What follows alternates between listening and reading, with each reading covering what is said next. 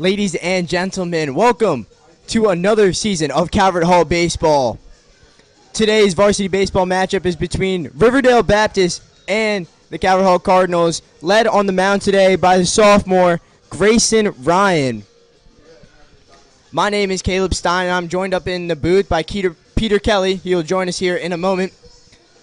But Calvert Hall starts off their regular season campaign after two good wins in the scrimmages against Gonzaga and North County, as they show up to this matchup ready to take another one. Riverdale Baptist yesterday no-hit Curly 4-0. They are coming in with plenty of momentum, but it looks like Calvert Hall is ready to play and win this game. Peter, do you have anything to add? No, I'm excited. I'm excited to get back on the mic and get ready for another season of Calvert Hall baseball. The future's looking bright. Very senior-heavy lineup for the Cardinals, as well for Riverdale Baptist, but we're going to see a good one here to open both teams' seasons, regular seasons. Calvert Hall, as you mentioned, starting with Grayson Ryan on the bump. The sophomore will settle in the mid-80s with his fastball, adds a devastating slider and changeup to go with it. Son of the pitching coach, Kevin Ryan. He'll deliver to Braden Wolf. He'll go down to second. We'll be off soon with the pitcher for Riverdale Baptist, number 3, Riley Blunt.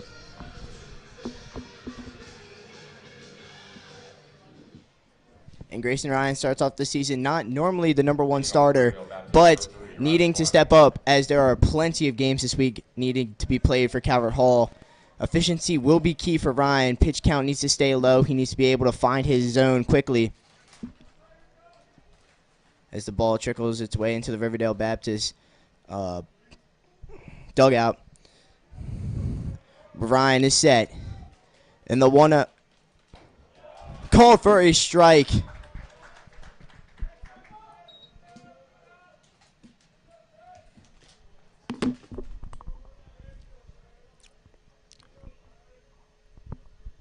Ryan comes set, gets the sign in, delivers to Blunt. Fastball low.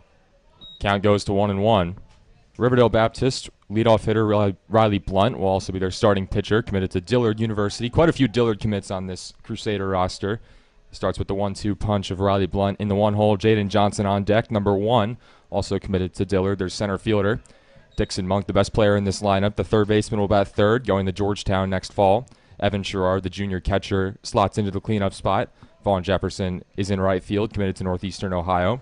Tayshawn Bell, the third and final Dillard commit, plays first base after the no-hitter yesterday, as that one is skied foul. Pilarski gives chase, but the count goes to 2-2. CJ Parrott, the freshman sensation, designated hitter in the 7th spot. Harvin Anderson's in left field in the 8 hole. Christian Ola, the shortstop, bats 9th. Michael Darbuze, not needed in the lineup. The second baseman being designated hitting for by CJ Parrott. Subs off the bench, Cameron Phillips and Jaden Pritchett. But it's a small team, not a lot of depth from the Crusader squad. We'll see how they hold up today. They fared pretty well yesterday. They've started their season 4-0, 3-0 in regular season matchups. Obviously, as we mentioned, the 4-0 win over Curly down in Baltimore yesterday. The full count pitch is swung on and missed. Ryan collects the swinging K. Blount goes back to the dugout, and now it's up to Jaden Johnson to try to trickle a rally. And there was great command there by Ryan. Battled back into the count, got the strikeout on the changeup. Really threw him off there. He was way early on that swing. But now there's one out for Jaden Johnson. Johnson stands in, the 5'8 center fielder. Bats from the right side. First pitch is grounded through the 5-6 hole into left field for a base hit. So Johnson gets the first knock of the afternoon, and now it's Dixon Monk, the heavy hitter, who was walked 3 times yesterday, up to the plate with a runner on first. Now batting number 5, Dixon Monk.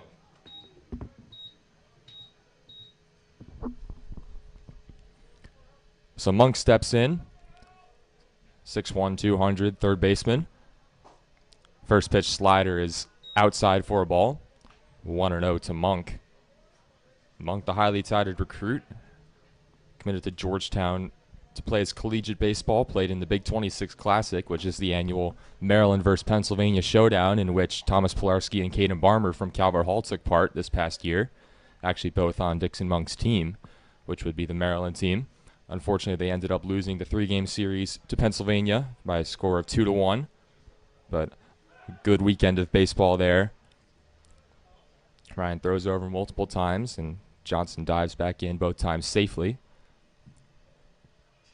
For Calvert Hall, left to right is Ethan Frank, Caden Barmer, and Will Hack in the outfield. Left to right in the infield, Thomas Pilarski at third, Travis Pites and Clark Mileto, your double play combination, and Nico DeFelice at first. Braden Wolf's behind the plate. Delivering is Grayson Ryan. 2-0 count with one out. Dixon Monk at the plate. Evan Sherrard on deck. Over towards short. Pites throws on the run. DeFelice could not come up with it. Johnson rounds third. He's looking at home, but he'll stay put. So runners at the corners for Riverdale Baptist. It's a tough play for Pites. It's one that he normally makes. DeFelice could have helped him out on the pick, but it's a low throw. It'll probably be chalked up as an error. But a tough play on both sides. So Monk reaches on the weak contact, and now it's up to the four-hitter Evan Sherrard, the power-hitting catcher.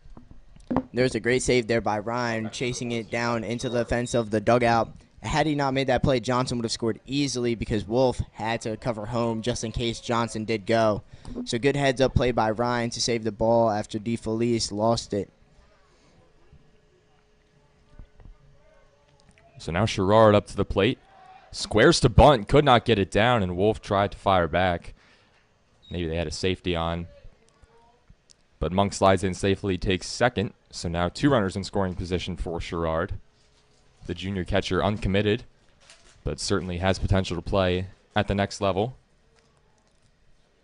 Pilarski and DeFelice playing in on the green turf.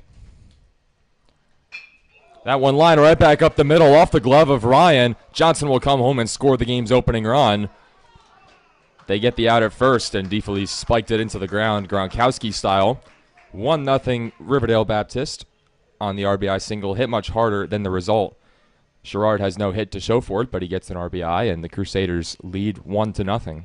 That was an absolute laser off of the bat of Sherrard. Ryan making that play super close, just sadly bounced out of his glove. Did get the ground out there, so now there's two outs. Still a runner on second base. Now it's Vaughn Jefferson standing in, taking his hacks from the left side. That one hit really hard, and I think Johnson kind of froze when it went off the glove of Ryan. He took a few seconds to actually commit to coming home, but he was in easily as the slider lands for strike one. On deck, Tayshawn Bell, who tossed the no-hitter yesterday.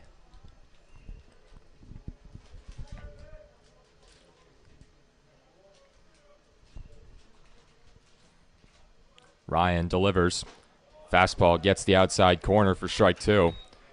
Now Ryan just one strike away from working out of the minor jam. One run has already come across. Sherrard with an RBI single there. Or fielder's choice, I guess.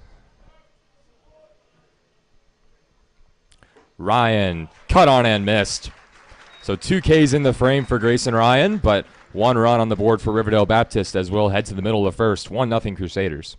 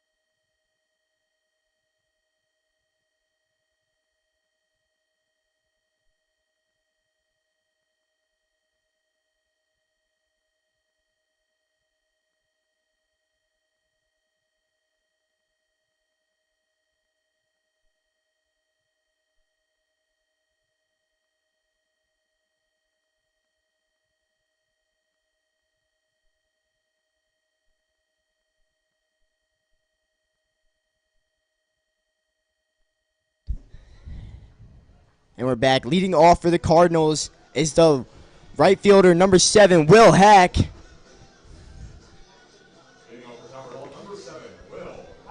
Hack ended last season. He ended the 2024 campaign as the leadoff hitter after the midseason switch from Caden Barmer. But Hack committed to James Madison. He's just got a lot of power, a lot of speed in this leadoff spot.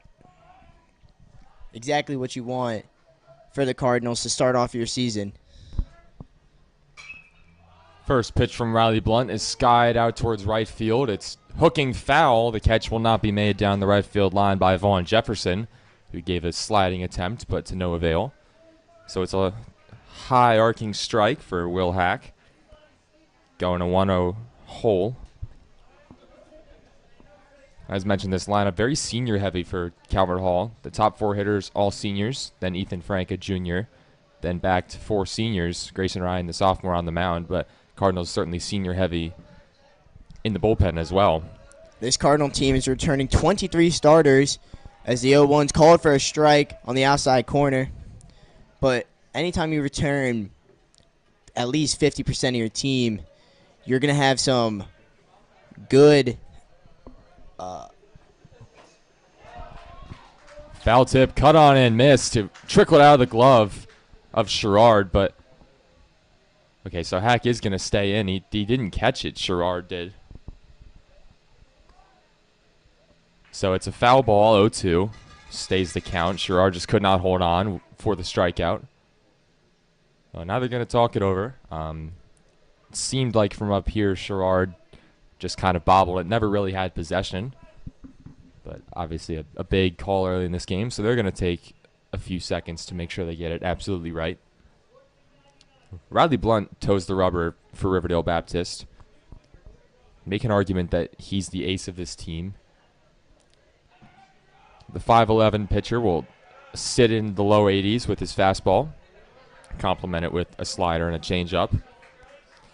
Blunt, as mentioned, committed to Dillard, whom one of their coaches is in the building today to watch some of his guys on the Crusader roster. That slider misses away. Count goes to 1-2.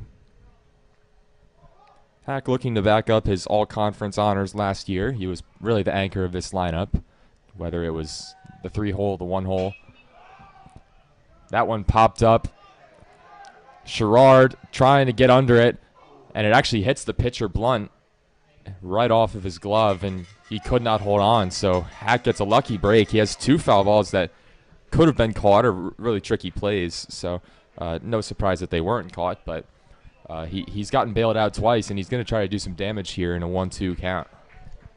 In these 4 o'clock, 4:30 start times, at this angle of the Cardinal campus, the sun is always a factor here at Carlo Crispino Stadium in these sunny afternoon games. Makes every high fly ball a lot harder than it probably could or should be. And that fastball in the outside corner is called for a strike 3. Hack thought it was outside. Umpire says otherwise, but now the shortstop, Travis Pites, enters the box.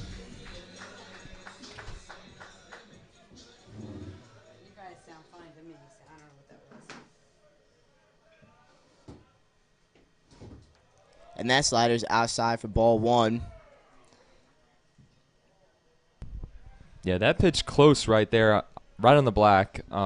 It's probably too close to take. Hack seemed a little surprised by the call, and I think it could have gone either way. But nevertheless, it's a strikeout looking, and Blunt picks up his first out of this ball game. Count is 2-0 on Travis Pites, headed to George Washington University next fall. Swing and a miss on the high looping slider, so 2-1 goes the count. Pites with a 2-0 green light. Cardinals trying to attack early and get that run back that they surrendered in the top half of the frame. Blunt fires in another slider, which is cued foul over towards Coach Cale down there in the first base box. So now Blunt has battled back to make it 2-2. Nate Rodriguez stands in, the designated hitter in the on-deck circle. But for now, it's Pites. Takes another outside fastball. That one called for a ball. Fortunate there. It was about as close as the one that got hacked, maybe a little bit more outside. The Crusaders infield was all getting ready for the throw around as it looked like the exact same pitch. But then Pites takes his 3-2 slider high, and he draws the walk. So now there's a runner on first and one out for the designated hitter, Nate Rodriguez. Number 20, Nate Rodriguez.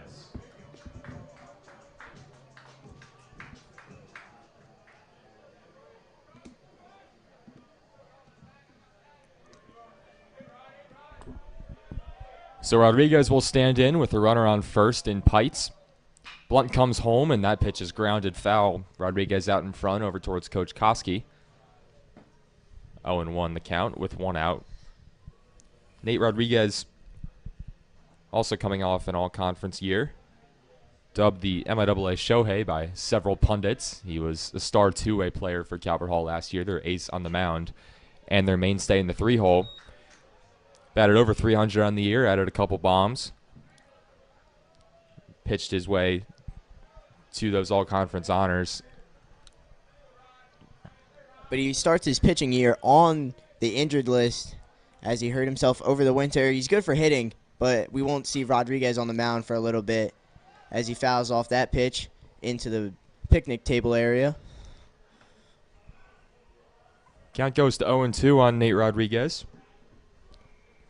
Braden Wolf, the catcher, stands in the on-deck circle.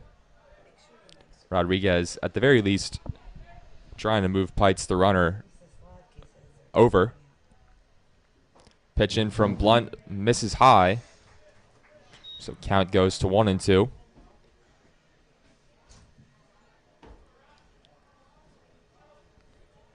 Blunt has been very command-oriented, it seems. He's not missing very far away when he does miss. Rodriguez swings and misses. Pites is off for second. Rodriguez kind of half-heartedly jogs over. It seemed like no one really knew what the call should have been there. It looked like it could have been a foul tip. That's what I thought it was.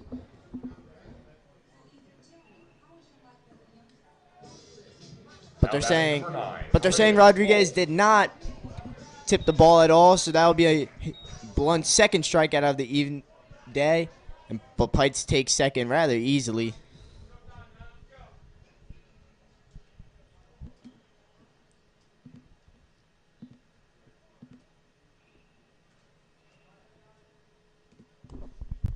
Yeah, as mentioned, Blunt really hitting his spots. That one there is exactly what he wanted to do with that pitch on 1-2. He just buried the slider. Rodriguez couldn't resist. So it's now 2 Ks for Blunt, and he gets a foul tip strike on the first pitch to Braden Wolf.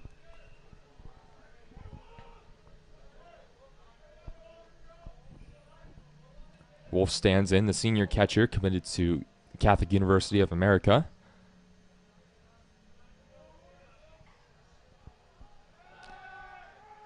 Blunt makes a motion towards second, but does not release.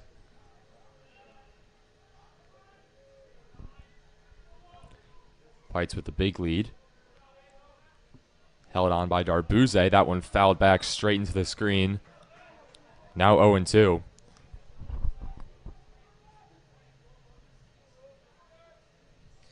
They're giving Wolf plenty of green grass out in the right center gap. Playing him mostly straight up on the infield. Second baseman just dancing around. That one catches the outside corner, so Blunt strikes out the side. Calvert Hall will move into the second, down 1-0 to Riverdale Baptist. Blunt with a really solid inning there, getting 2 strikeouts looking on Hack and Wolf with outside breaking balls.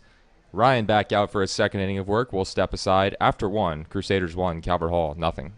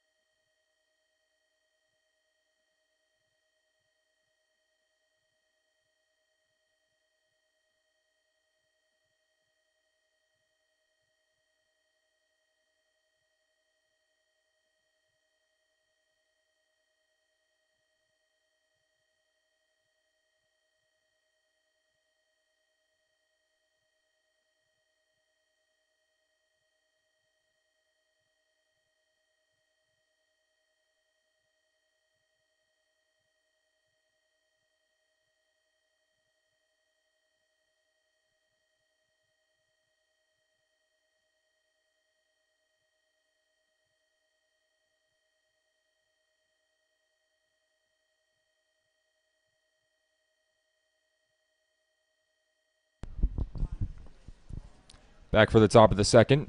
Crusaders will start off the frame with Tayshawn Bell, the first baseman, followed up by C.J. Parrott and Harvin Anderson. Christian with a 9-hitter. That's fourth. Fastball misses in from Ryan. We want to know the count. Ryan, 15 pitches in the first. 2 hits, 1 run, but 2 strikeouts in the frame. That one fouled back to move the count to 1-1. It is still early in the season. We're going to see if Coach Kerr is going to put some of these pitchers on a pitch count just to preserve their arms for not even just later this week, but mainly for the whole season. You hate to see pitcher injuries go down. I mean, you see in the MLB all these pitchers just in spring training starting their season on the IL. Strike 2 swinging there. Beautiful pitch from Grayson Ryan there. Gets the wave from Tayshawn Bell, and so the count goes to 2-2. Ryan looking for the put-away pitch here. Delivers, cut on and missed. Bell tried to shorten up, but Grayson Ryan just threw it right by him. Now it goes to C.J. Parrott, the freshman designated hitter. Up next, number 6, C.J. Parrott.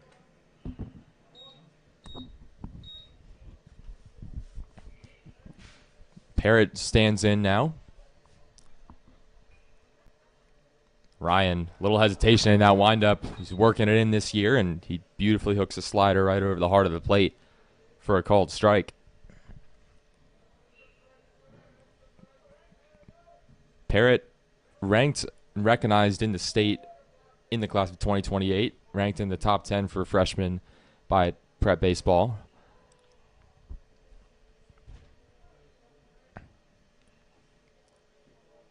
He replaces Michael Darbouze in the order, the second baseman, just playing the field today. Parrott waves and misses at another slider. Ryan went right back to the well, and now with an 0-2 count, maybe tries to bury one here. Parrott looked a little baffled by the first two. Working quickly. Now that pause. Called strike 3. He went right back to it, and it was perfectly placed. Grayson Ryan now, that's his 4th strikeout of the day. He looks like he's in great command right now of this baseball. Really just doing whatever he wants to these Crusader hitters.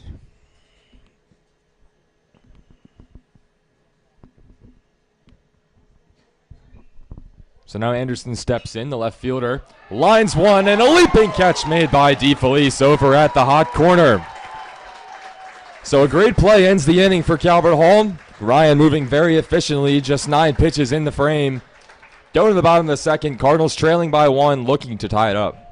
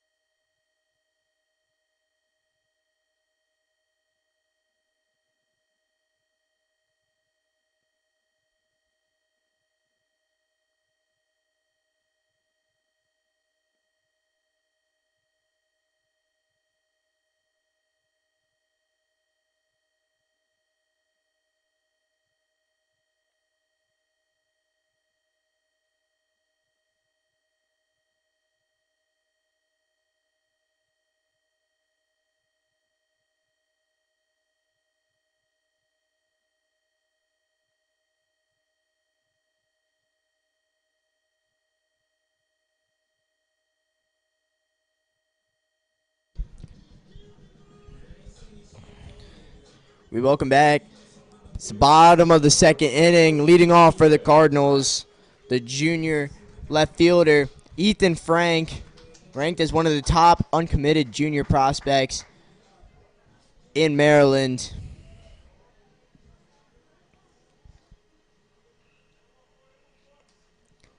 He's going to be one of the first batters to try and figure out Riley Blunt, who's just in full command right now on the mound. And the first pitch is swung on and missed by Frank.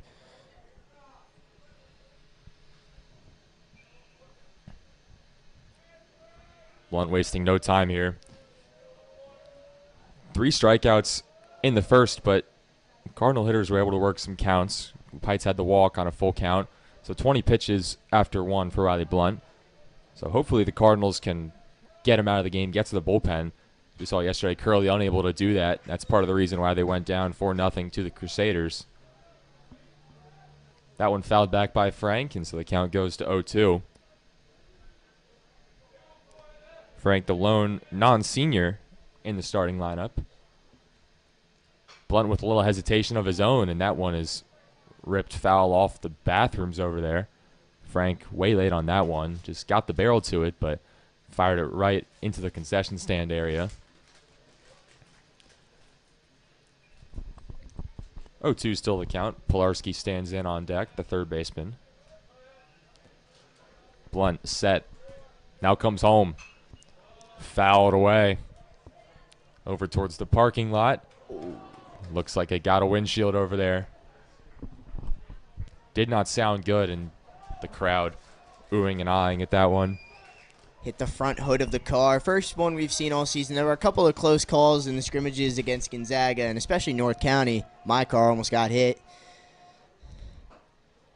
And that slider is outside from Blunt, so now 1-2 on Frank.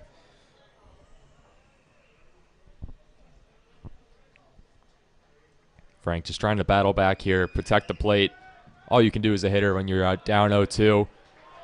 He's fighting. He's worked it to 2-2.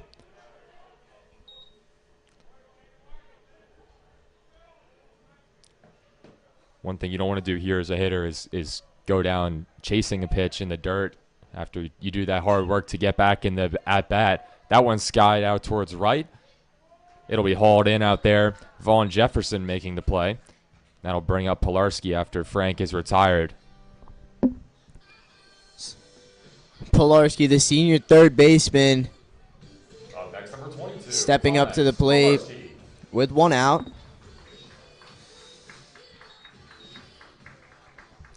Tommy's going to the Gettysburg College next fall. And he tries to lay down the bunt. Hits home plate, though, for a foul ball.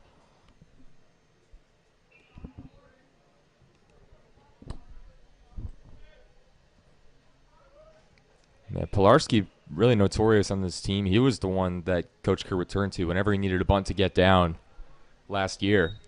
He was by far the most successful in that aspect, but couldn't get the first one down. Fouls off the second pitch. So the count right back to 0-2, and Blunt getting a lot of 2-strike counts early in this game, even when he wasn't able to capitalize like with Pites.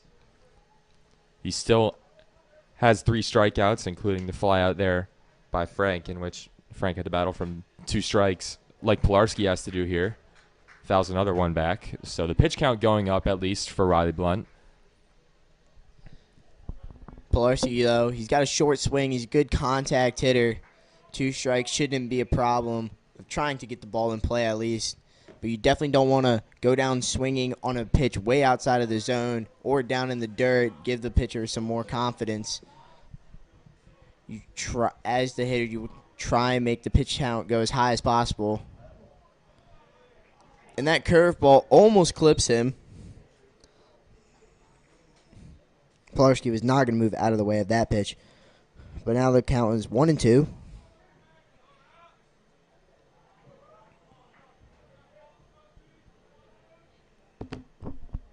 Blunt deals, fouled straight back over the backstop by Pilarski. So 1-2. Pilarski has seen 5 pitches in the at-bat, trying to do everything he can to give the guys who have yet to hit a chance to see what kind of offerings Blunt is working with. Comes home and misses low with the slider. So now the count back to 2-2.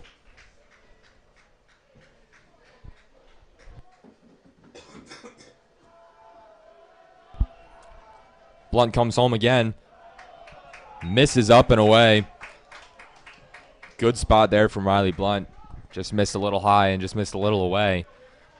So Pilarski has run it full, battling back from down 0-2. 3 foul balls in the AB. And Pilarski draws the walk. So the Cardinals get their second one-out walk of this ball game, and it will bring up the senior second baseman, Clark Mileto.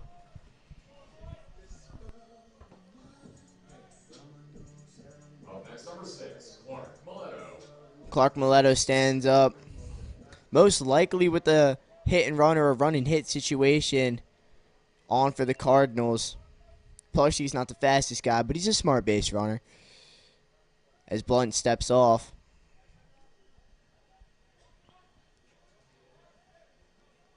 Clark came up huge in a couple of the games last year for Calvert Hall. As Blunt throws over, but Pilarski's back in time.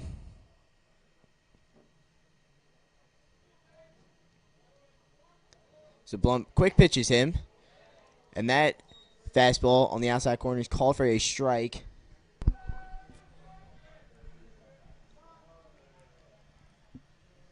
Clark calls time, looks at the watch.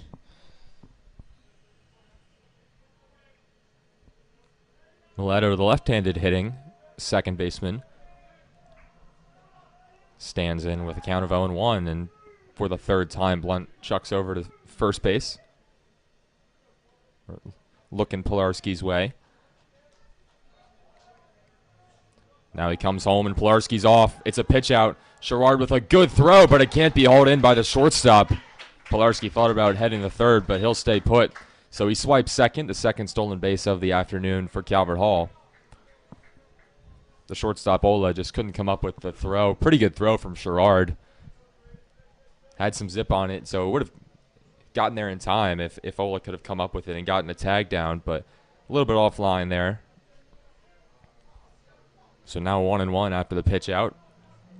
Blunt deals. Slider catches the outside corner. That one looked a little ways off the plate, especially from here. But it's now 1-2. DeFelice on deck with one out. Blunt comes home. Swing and a miss. Good change up there from Riley Blunt. A lot of nice movement on that. And Clark, that's all. And if you're Mileto right there, that's really all you could do. You saw the two outside pitches called for a strike. You don't know. You can't go down looking again. So now the first baseman, Nico DeFelice, stands up. Runner on second. And he skies this one foul into the picnic table area.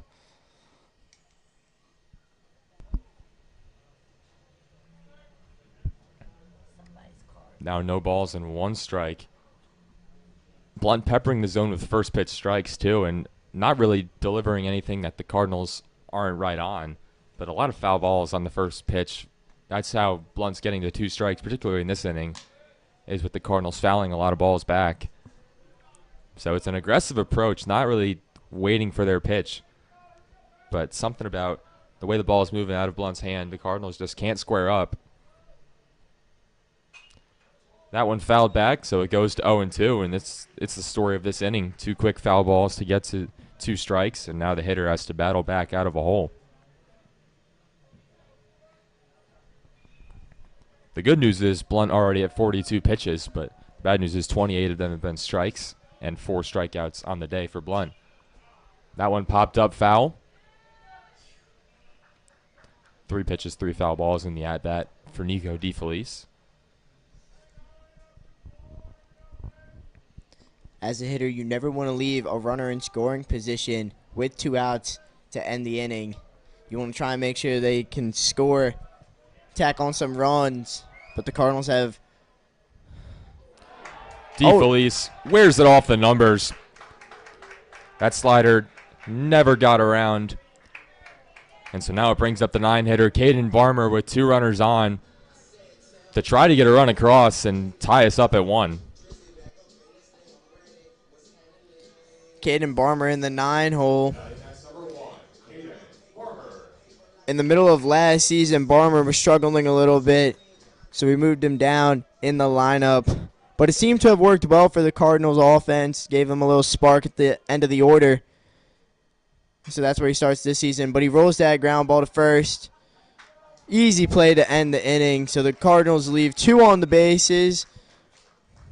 No hits in the inning and no runs. And we head to the top of the third. Riverdale Baptist still up 1-0.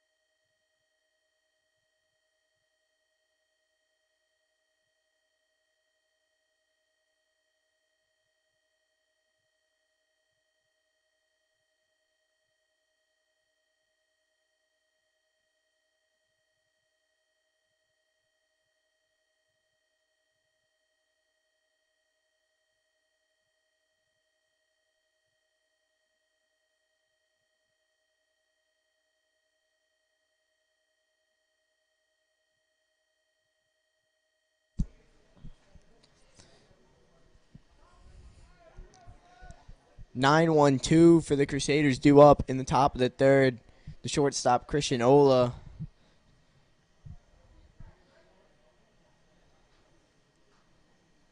Batting from the left side. Pilarski's playing way up on the green part of the turf.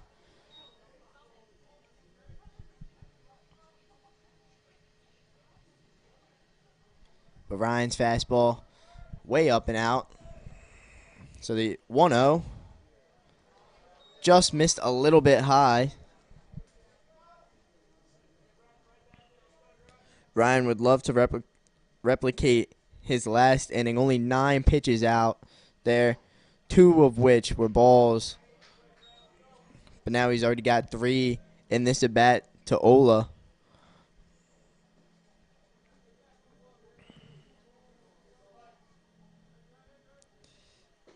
Three-0 taking it all the way. But he draws the walk, so now the Crusaders get a leadoff man on. And their leadoff hitter, Riley Blunt, the pitcher, looking to do some damage and give himself some run support.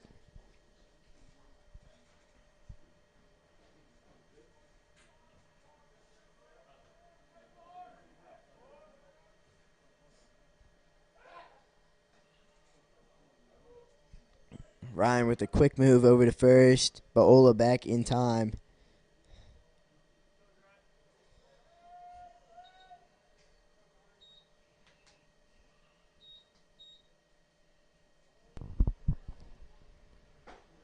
Ryan with a pitch out there. They expected Ola to run, obviously, and maybe this is where he'll take off. Now the third base coach will confer with Blunt. Maybe change up the strategy. Could look at a hit and run here. Maybe they'll call a slash down the third base side. Pilarski's playing way up. Bunt may not be the smartest move in this situation. Ryan throws over. Good move, not quite set. Ola dove back in. About a half second ahead of the throw.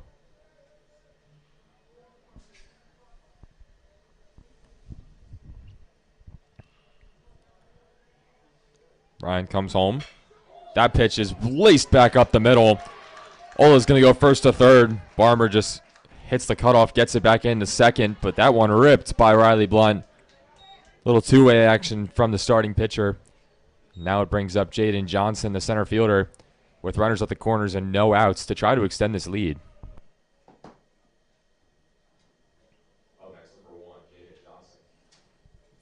That was just a good piece of hitting there from Blunt, right up the middle, past the outstretched arm of Mileto.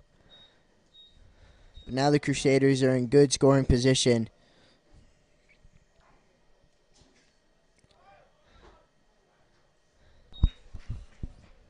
It's the same play that the Crusaders ran the first time they had first and third when Sherrard was up the four-hitter. They square to bunt, and if they don't get it down, and the runner just takes second. So now second and third, two runners in scoring position for Johnson. Puts this one in the parking lot. Clips another car. Yeah, gets a car on the run there. Damage doesn't sound as bad.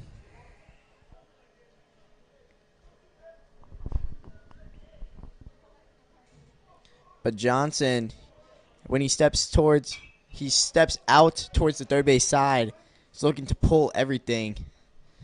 But with Ryan just putting these fastballs on the outside corner, he's never going to be able to catch up to them and put them in the field of play, whereas at least if he does, for a good solid contact. Cut on and missed. Ryan picks up his fifth strikeout of the afternoon, and it's a huge one to get the first out with runners at second and third. Now batting number 5, Dixon Monk. But Monk is the last guy you probably want to see in this situation. The big third baseman.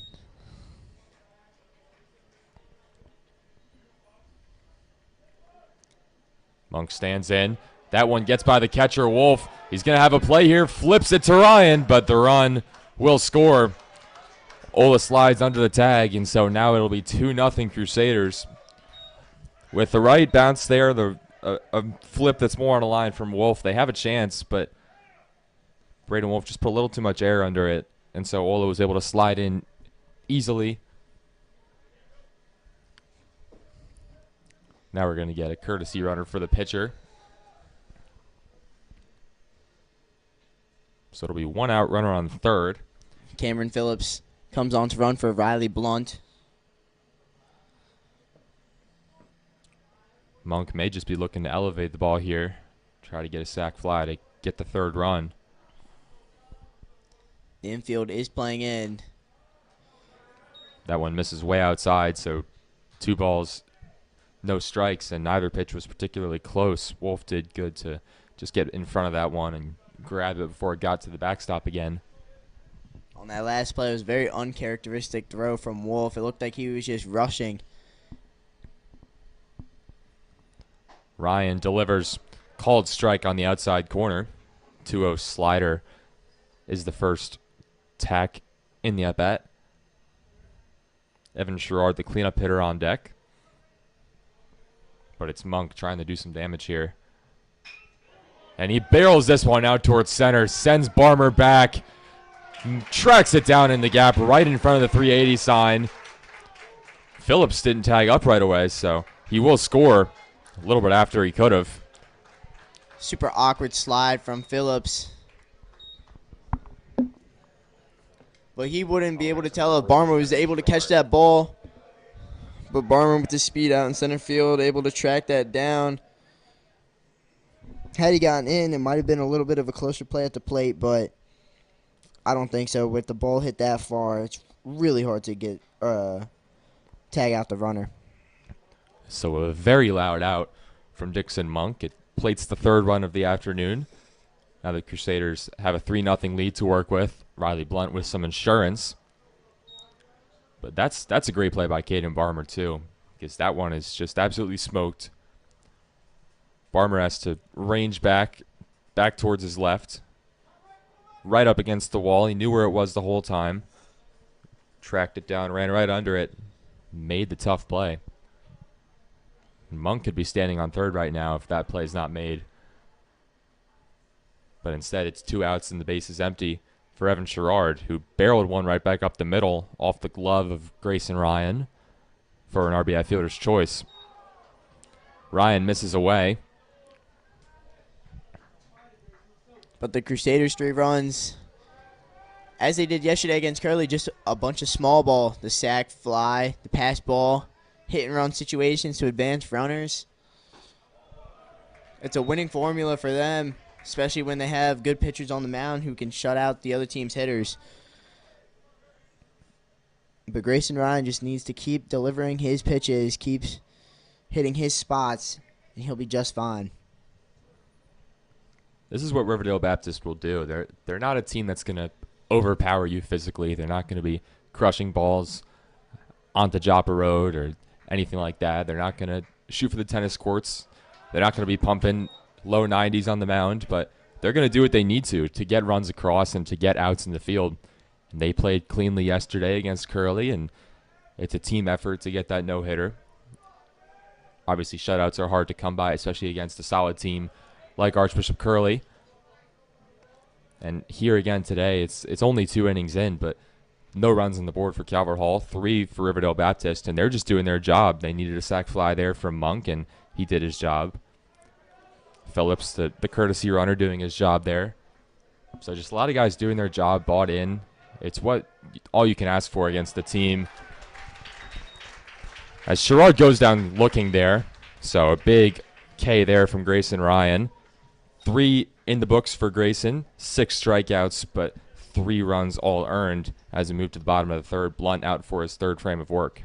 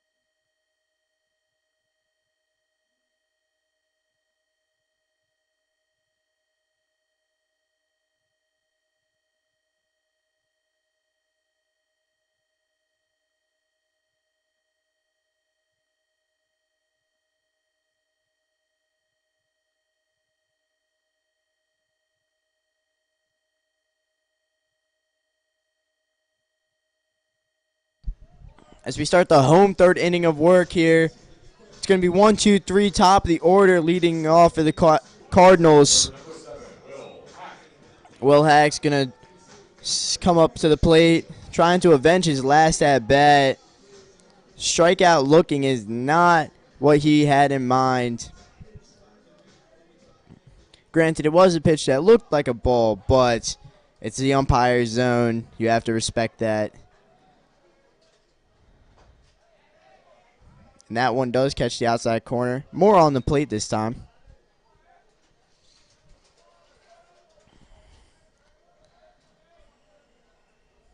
The 0-1 from Blunt. It's a slider that was low. In this inning, I would like to see the Cardinals take a couple more pitches, just swinging away. Foul balls are working, and that one's roped into left field by Hack.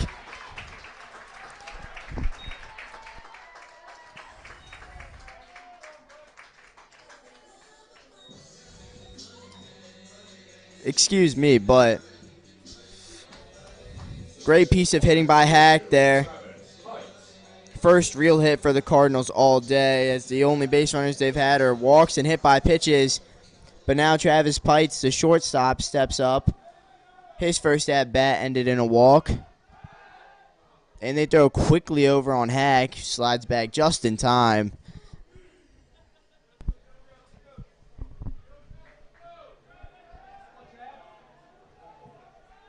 Hack is a threat to steal.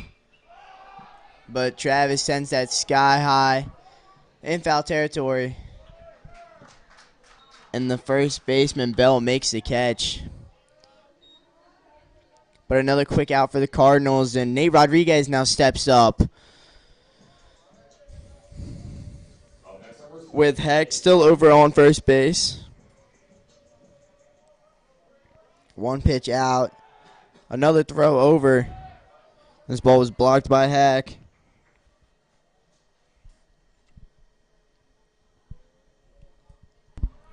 Unfortunate there from Travis. Just a little too eager there, trying to make something happen. Hack takes off for second and is in standing. But you would have loved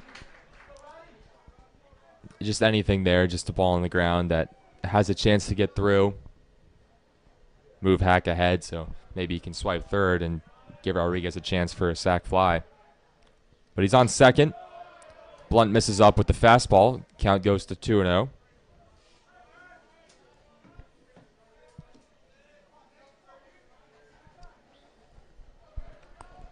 So Blunt just gave up the first hit to Will Hack in 9 innings for this Riverdale Baptist team. Really close move there from Riley Blunt. Fooled Hack for sure. That was a great swim move to avoid the tag. You don't see that kind of play every day. Hack just caught looking at Blunt. Somehow avoided the tag. Still with a huge lead off second. Nobody holding him. And Roddy sends one. Out towards the 380 side, and it's over the head of the center fielder, Johnson. Hack's going to round third and score. Rodriguez is into second, standing with a double. Cardinals are on the board, and Rodriguez with a laser shot towards the 380. That's what he does. MIAA Shohei just pounds balls. That one absolutely crushed out towards the 380. And it's now 3-1. Cardinals trying to creep back into it. Second hit given up by Blunt.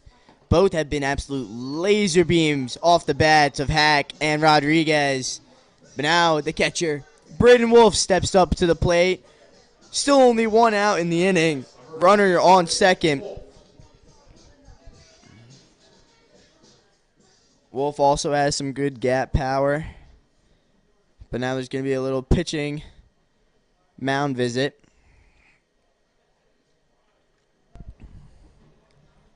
Just going to give him a little bit of a break. It's good to see some hard contact finally in this game from Calvert Hall. A lot of strikeouts, a lot of foul balls, just not really squaring it up. This is kind of how the Cardinals started out against North County. Just a few seeing eye singles, so they were able to scrape across some runs. But in the first few innings, not a lot of decent contact, not a lot of barrels. But Rodriguez got that one over the heart of the plate, and he did not miss it. RBI double, the first extra base hit of the game for either team.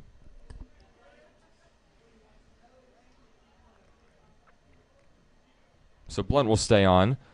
Pitch count just keeps creeping up. It's now at 52 through 2 1/3. Now Wolf with one away with a chance to tack on another run. Rodriguez with good speed takes his lead off second. Cardinal dugout starting to come alive. Get a little momentum here. Wolf, a big swing and a miss there. Trying to attack on the first pitch we've seen so many times today.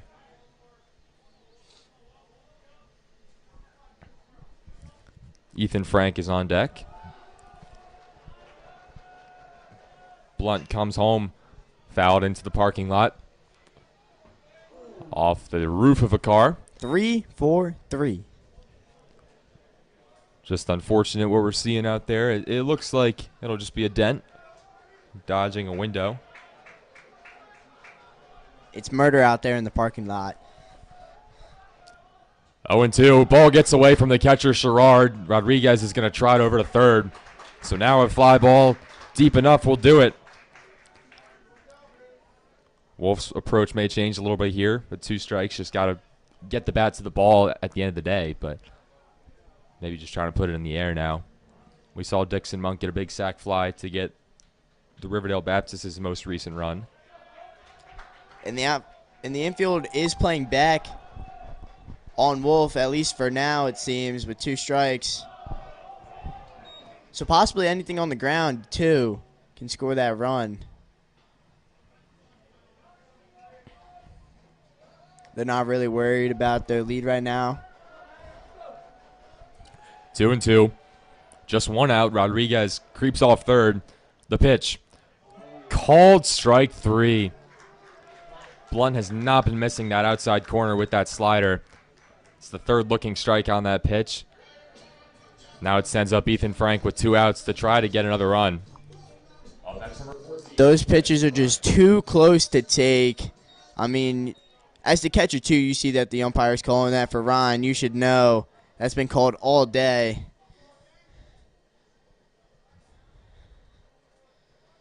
So unfortunate series of events for Braden Wolf, but now there's 2 outs. Sack fly won't do it, so now it's got to be a base hit to score a run.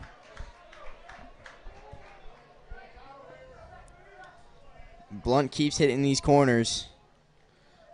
He's got great command right now. 0-2 the count. That one close, but no cigar. As the entire right side of the infield started to make their way off the field. They'll have to stay on for at least one more pitch, as that one just missed on the outside part of the plate. Really good take there from Ethan Frank. And now he sends this one the other way. It's not going to get over the head of Vaughn Jefferson. So that'll send us through 3. Cardinals get a run on a big RBI double from Rodriguez, but that's all they will scrape across. They leave Rodriguez stranded. Heading to the 4th, Grayson Ryan's going to go back out for his 4th inning of work, and he's got a 2-run deficit trying to keep it there.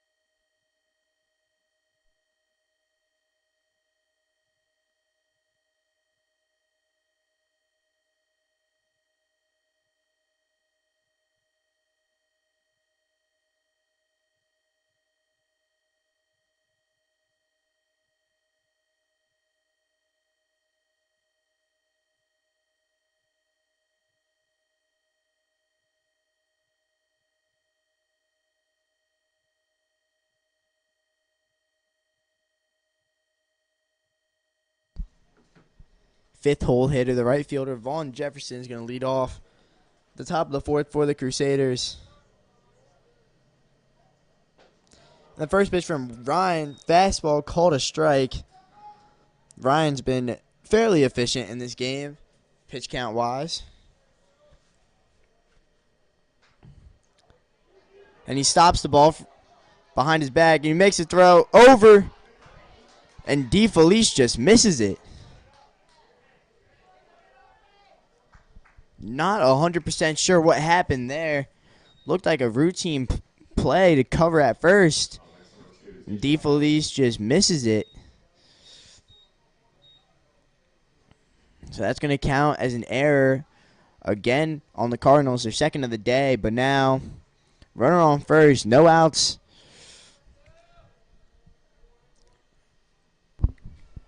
Yeah, uncharacteristic there from DeFelice. Usually a vacuum over there. But we saw couldn't keep the ball in front on a tough play from Pites in the 1st. And that one there, just right off the glove. love to have it back, but Vaughn Jefferson will reach on the Cardinals' second error of the game.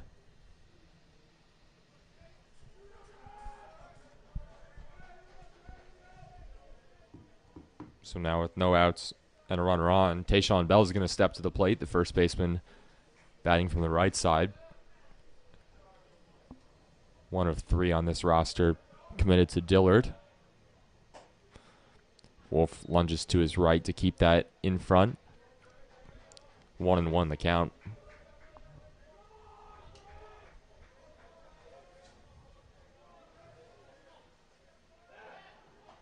Ryan throws over again. Jefferson's back in diving.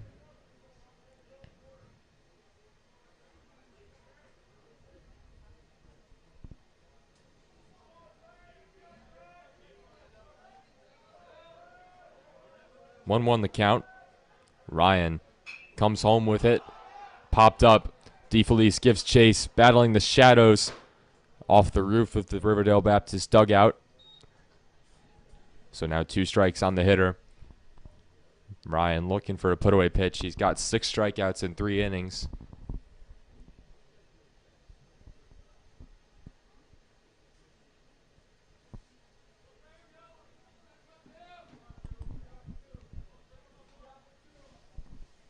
Ryan checks on the runner, now fires over for the 3rd time.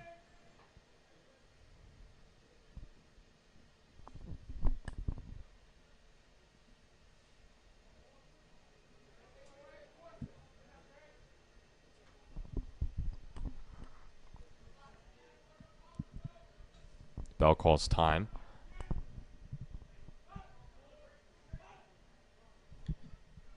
But if you're Grayson, you want to at least finish this inning strong and then possibly start the next inning. You want minimal innings thrown by this bullpen of Calvert Hall. Plenty of games this week, including one on Thursday against St. John's in the LaSallian Cup. That'll be a big game at St. John's. Ryan misses inside with the slider there. Jake Dolsky's warming up in the Cardinal pen. I mean, Ryan's out of commission for Thursday. Likely Friday. It's a scrimmage versus LaSalle, and likely Saturday as well versus McDonough. That one fouled off by Bell. Count stays at 2-2. 50 pitches for Grayson Ryan. 3 hits, 3 runs, 1 walk, 6 strikeouts. But he's trying to give Coach Kerr as much as he can today. At the very least, he'd love to get through 5. That way, like you said, just preserving the bullpen. Try to get as many guys as possible ready for the 3 days and 3 days, 3 games. Thursday, Friday, Saturday. A game against Saturday, Coach Rose homecoming game. It looked like Bell's bat broke, but he grounds into the double play. Great turn by Pites to Mileto to DeFelice. 6-4-3 double play off the broken bat of Bell.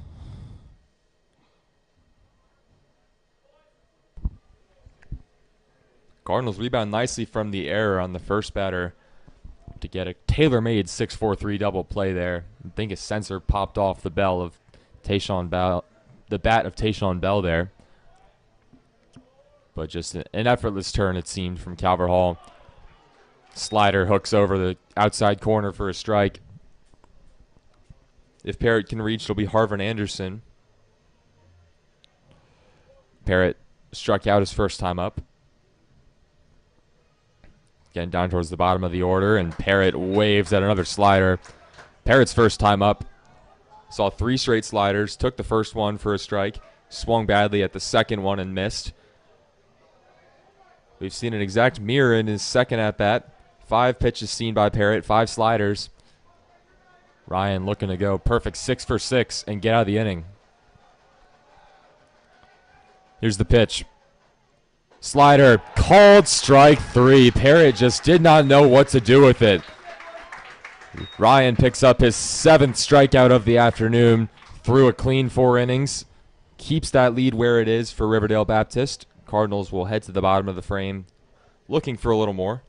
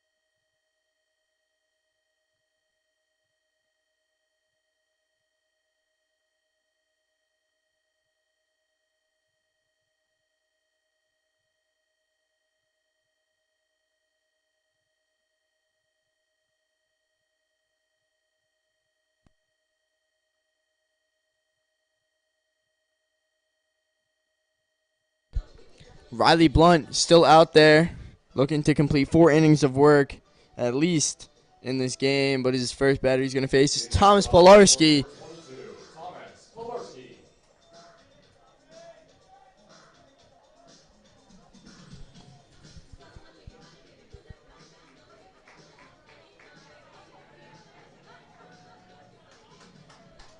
Polarski, his first at bat, drew a walk.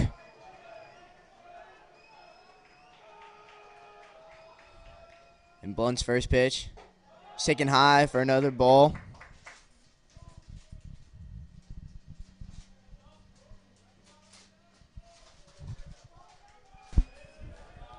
Polarski stands in, fouls it off someone behind the plate. I think it went off the chest of the catcher, Evan Sherrard. So the umpire's going to give him a little time to regroup. 1 ball and 1 strike. Polarski's first time up drew a nice walk after working back from down 0-2. On deck is Mileto, who went down swinging his first time up.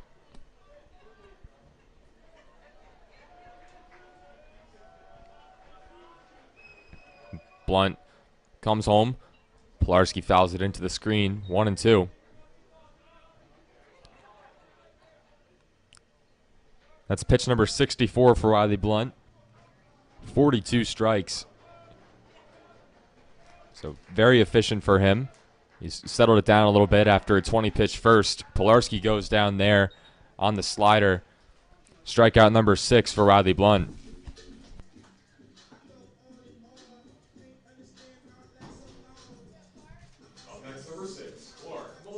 So now Clark Mileto stands up. He's looking to do some damage to the pitch count and to the baseball.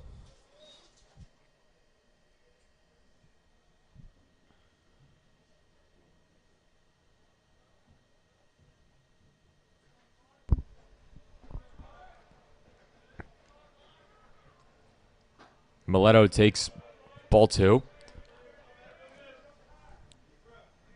I think Blunt's main fastball is actually a sinker. It's got a little right to left movement. Slider just missed, so the count goes to 3-0. I think that's the first 3-0 count we've seen today from Riley Blunt.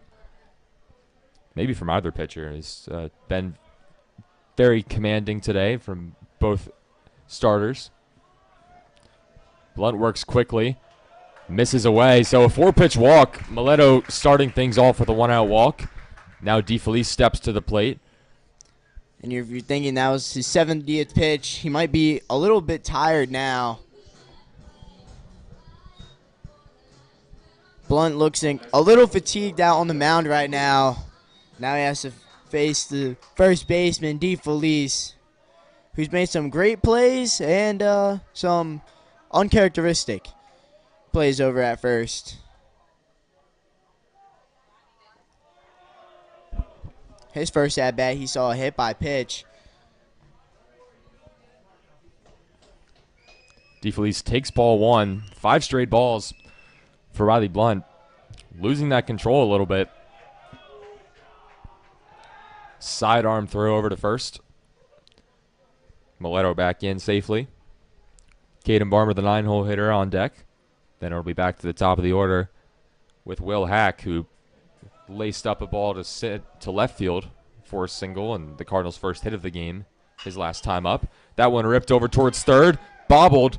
Now get the out at second, not in time at first. So DeFelice with a fielder's choice. Lucky it's not a double play there. He hit it pretty hard, so if the third baseman had come up with it quickly, Dixon Monk would have been two, and the Cardinals would have been done. So now Caden Barmer stands in. 2 outs, runner on first. DeFelice doesn't have great speed over at first. Barmer just wants to put this ball in play, keep this inning going for the Cardinals. Give him an opportunity, put a runner in scoring position.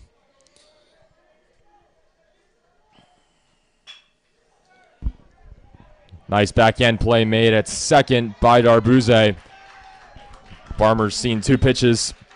Both have been ground outs to the right side. And that'll do it for the 4th inning. Cardinals leave runners on again. 3-1 Riverdale Baptist as we move to the 5th. And it'll be Jake Dolsky out for his first inning of work. Grayson Ryan's day is done. And it was a good day. 4 innings, 3 runs, 1 walk, 7 strikeouts for the sophomore on just 55 pitches. I imagine Coach Kerr's looking for Dolsky to get the Cardinals the rest of the way. We'll take a break as he gets his warm-up.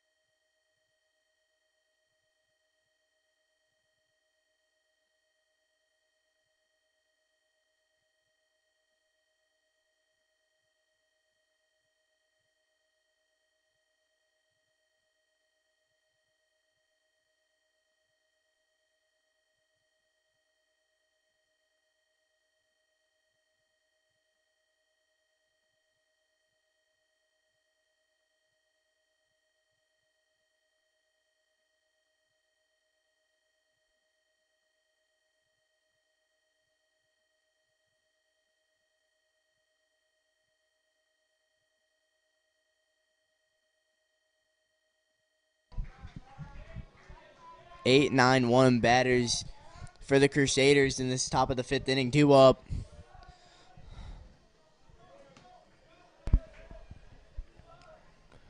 Jake Dolsky's first pitch of the game is a called strike. Slider hooks right over the middle of the plate. Dolsky, the senior, has been a piece in this bullpen for the last 2 years. He's been one of Coach Kerr's most consistent arms. Throws a lot of innings out of the bullpen, more in a long relief role, so might want to see him take us home tonight. Pitching with a 2-run deficit. He'll look to keep it there. Dolsky will mainly be a fastball slider pitcher and work in a changeup on occasion. Fastball running inside towards Pilarski. Makes a nice play, but the diving effort from Harvin Anderson will work out as Anderson reaches on a check swing grounder to third. Pilarski did all he could there, and DeFelice with a nice pick on the back end, but it wasn't enough as Anderson is a leadoff base runner.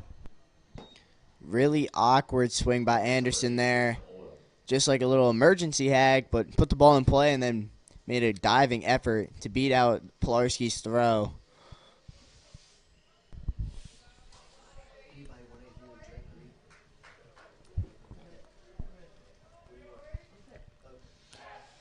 Dolsky throws over, checking in on Anderson, back in safely.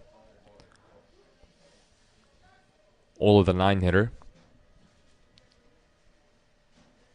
has one walk on the day, scored a run.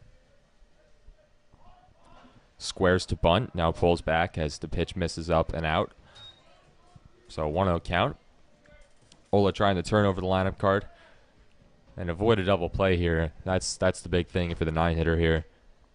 Want to get it back to the top of the lineup, at least with the runner on. Pilarski really shaded in, expecting a bunt. Ola takes a pitch for a called strike, fastball on the outside part of the plate.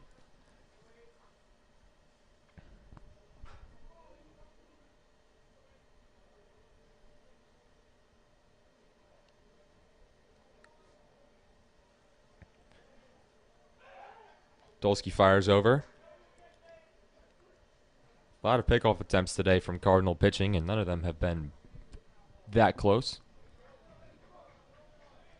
Not very aggressive leads over at first.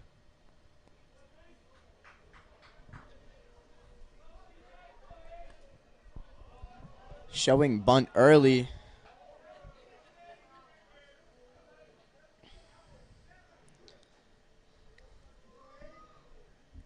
Look like the sacrifice call is on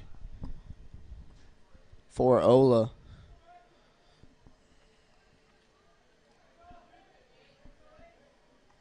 Dolsky looks over at Anderson. Now comes home. Swung on and missed. Burned him right in the inside corner. Count goes to 1-2. Now Ola not thinking about bunting anymore. Pilarski can stand back, play at regular depth. Dolsky would love a strikeout here, but he's going to look for that double play. The pitch up and in.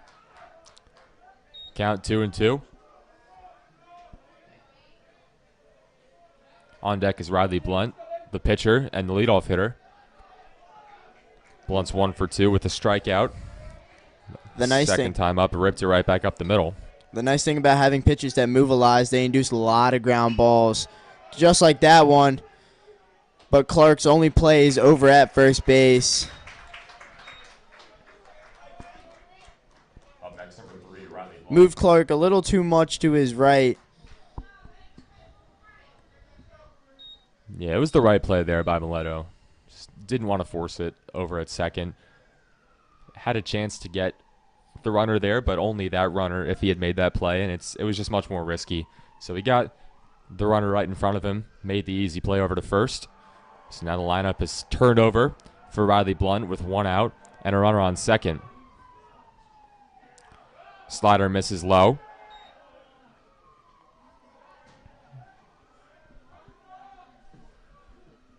Blunt having a great day on the bump. 6 strikeouts in 4 innings, just 2 hits. Working around 3 walks to only surrender 1 run thus far. And is the reason his team is leading by 2 right now.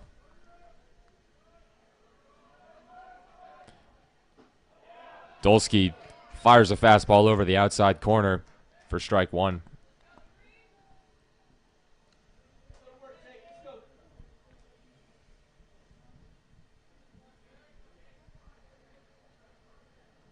One ball, 1 strike, 1 out. Crusaders with 3 runs on 4 hits. Cardinals with 1 run on 2 hits. 2 errors as well for Calvert Hall.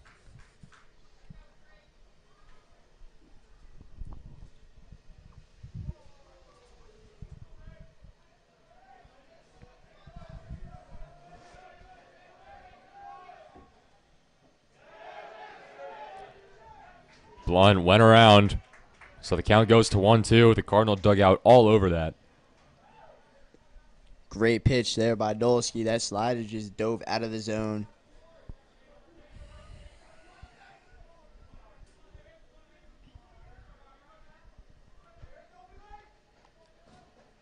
Dolsky looking for a huge strikeout. The 1-2. Called strike 3.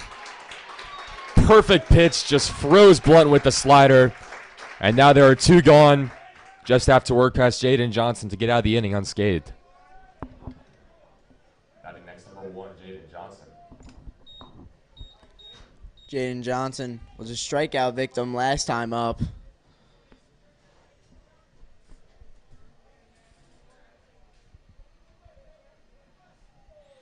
Certainly want to retire Johnson before they have a chance to get to Dixon Monk.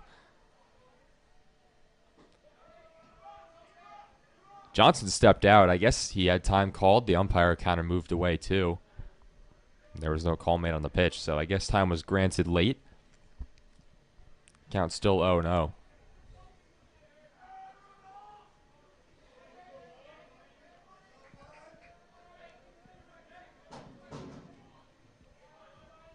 Two outs, runner on second. Pitch called strike. Dolsky really locating both the fastball and the slider today. 13 pitches, 10 strikes for Dolsky. Just needs 2 more to get out of the inning. Slider, wave, and a miss. Dolsky feeling it, using the shadows to his advantage. They were really brutal early in the game when the batter was fully in shadows, but now that ball right out of the hand goes into shadows, then back out. So it's really critical for the hitter to be able to time it up. No balls, 2 strikes. The pitch, cut and a miss. Dolsky, good morning, good afternoon, good night on the last batter of the evening. Cardinals are through 5. They head to the bottom of the 5th. We'll see if Blunt will return for his 5th inning of work. I'm not sure why he wouldn't. And he makes the walk back out.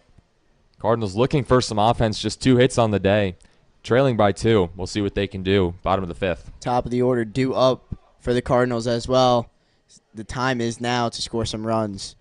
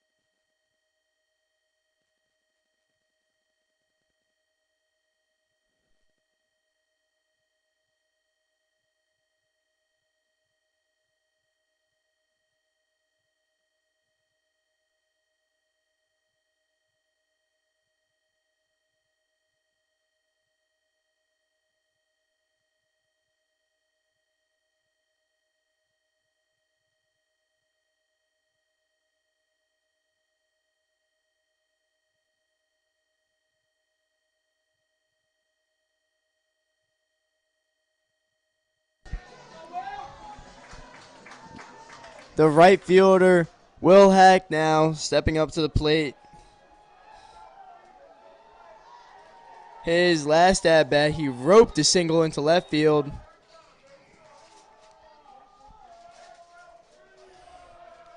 And the Calvert Hall dugout is bringing the energy now. Hack, first pitch swinging.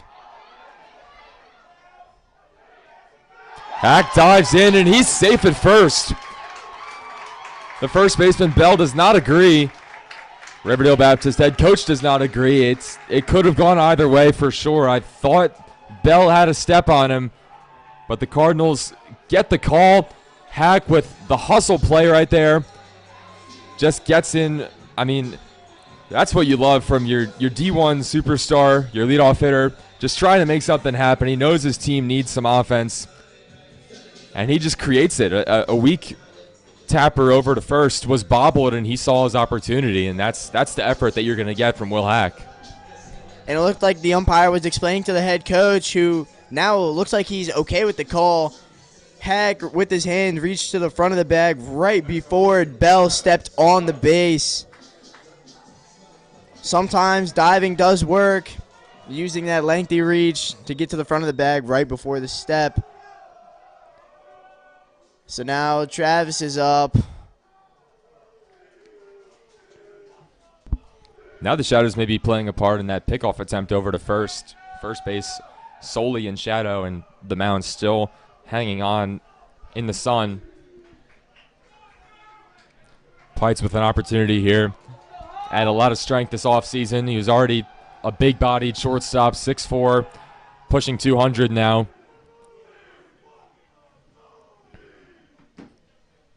See if he can tap into some of that power, put a ball in a gap, and Hack certainly would come around to score on that.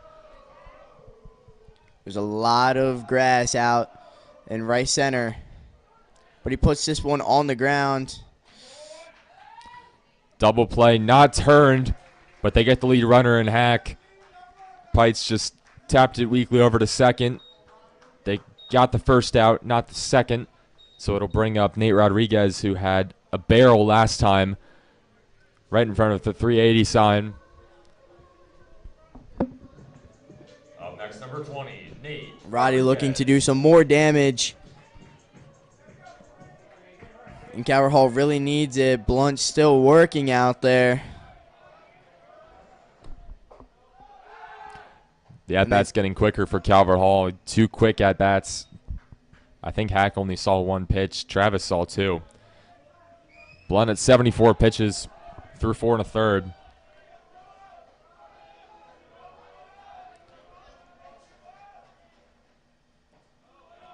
Slider misses down low.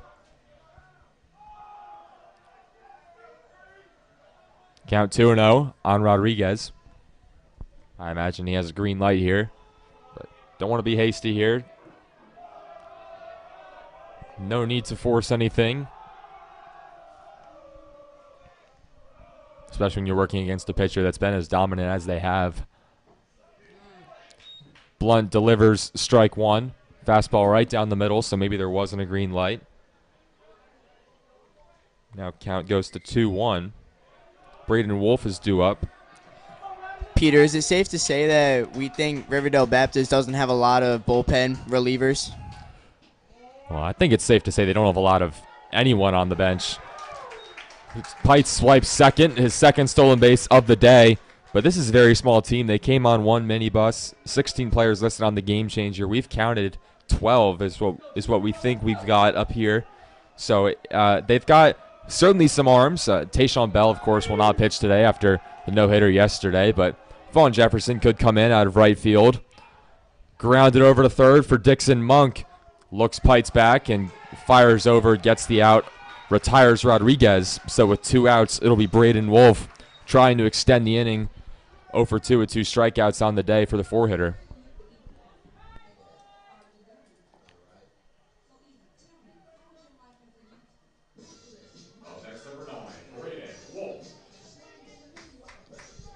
Braden Wolf just needs to put a ball in play to extend this inning and add a run to Calvert Hall's total.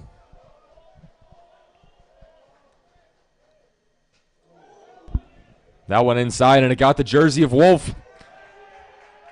So Pites can't advance. It'll be first and second, but now it extends the inning for Ethan Frank.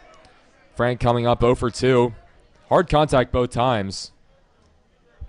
I believe both times the other way. Fly balls to the right fielder, Vaughn Jefferson. So now Luke Kreiner's now on as a courtesy runner for Wolf. Yeah, Ethan Frank's just gotten a little unlucky with the ball placements.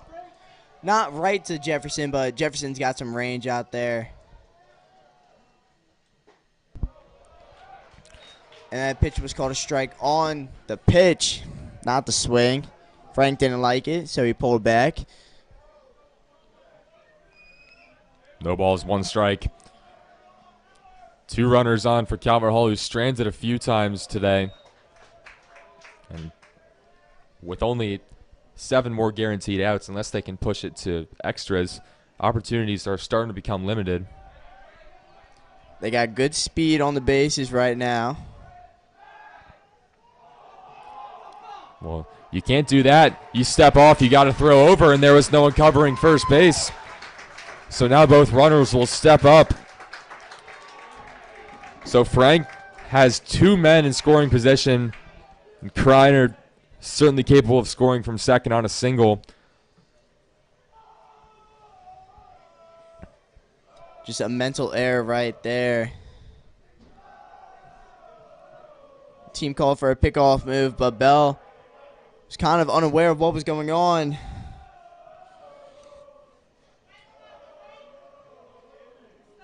You can fake a throw to second. You can't fake the first. So now both the runners advance.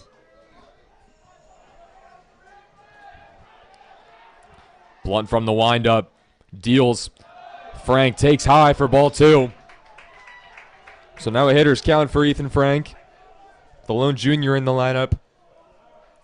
Looking for a big hit. Possibly tying it up at 3. The pitch. Misses low for ball 3. If Frank can reach, it'll be Thomas Pilarski, who's 0 for 1 with a strikeout. Also has a walk. 3-1, 2 outs. Runners take their secondaries. Called strike on the outside corner. That's been a pitch that's been working for Blunt today. He's realizing where the umpire's zone is, and he's using it to his advantage. So he works the count full. 3-2, 2 outs. Ball 4. Frank with a great at-bat to extend the inning. And now Pilarski comes up with the bases loaded. Huge, huge opportunity in this game. And it's Pilarski, the senior, off to Gettysburg next fall with a chance to do some damage. This is a low hit, Tom. You don't need to kill it. It's a low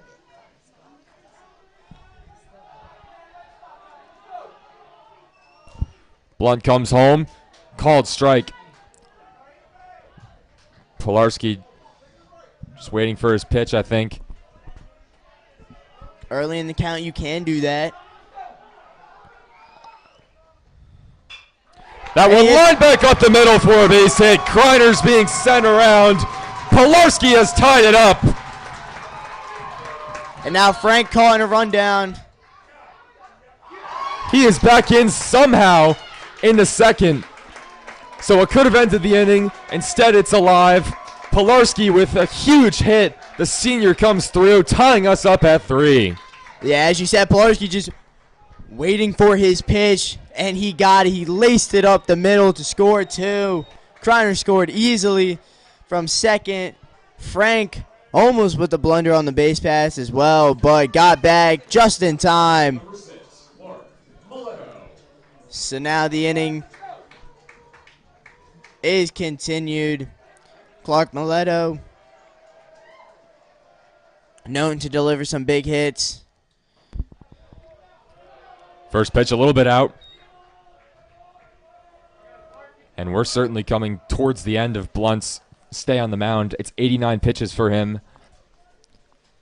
Not through 5 yet, so the head coach is actually coming out with a 1-0 count. Sherrard just took a minute to counsel Blunt. So we'll see if it's sooner rather than later that Blunt will be done. I assume they're going to let him finish the inning. It'll be interesting to see where they go next. I know Dixon Monk has given them some innings at some point, and they're actually going to take him out now in the middle of the at-bat. So not something you see every day, especially from someone who was cruising up until the 5th. But Riley Blunt exits to applause. Pitched very well, kept his team in the ball game. And now it'll be Christian Ola, the shortstop, comes into the game. So not only do they lose their star pitcher, but now they lose their shortstop. And so the coach is just going to take some time to regroup here. Christian Ola getting some warm-up pitches. We'll take a short break.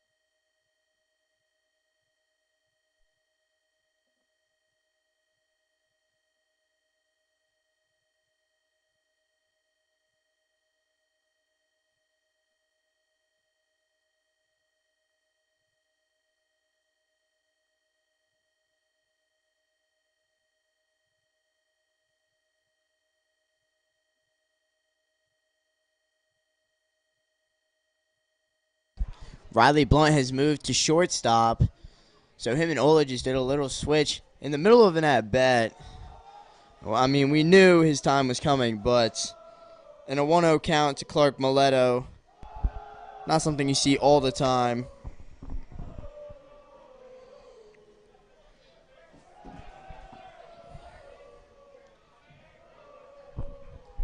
Ola's first pitch, high arcing curveball. Could not get that top corner of the zone. So the count goes to 2-0. On deck is Nico DeFelice, the first baseman. The writing was on the wall for Blunt. He's starting to lose that command that had been rock solid through 4. His day is done. The runners on first and second he is responsible for, but a very respectable line of 4.2. 4 hits, 3 runs, 4 walks, 6 strikeouts, a wild pitch, and 2 hit batters. Big cut and a miss from Mileto. Now the count goes to 2-2. You know, I've said it multiple times, but Blunt really kept his team in that game. Had some offense too out of the 1 hole, but it was the pitching just really shutting down this Calvert Hall lineup for 4 innings. Mileto grounds it foul, fights it off. The at-bat is still alive, and the inning is still alive.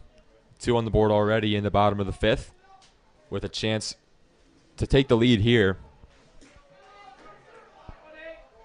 They got a big shift on for Clark. The 2-2 grounds it up the middle. Nobody's there. Frank is being waved around. He will score. Mileto, the hometown hero, gives the Cardinals the lead. Great piece of hitting there from Clark. Mileto just hit it right where the defense wasn't. Adds another run. Cardinals take the lead. Finally, in the bottom of the 5th inning.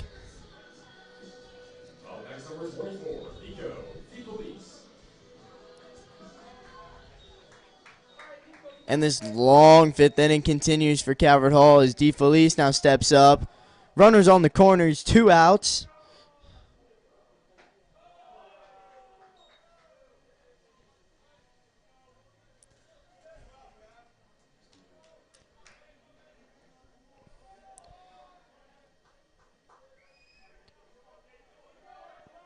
But Christian Ola is definitely a huge velocity change.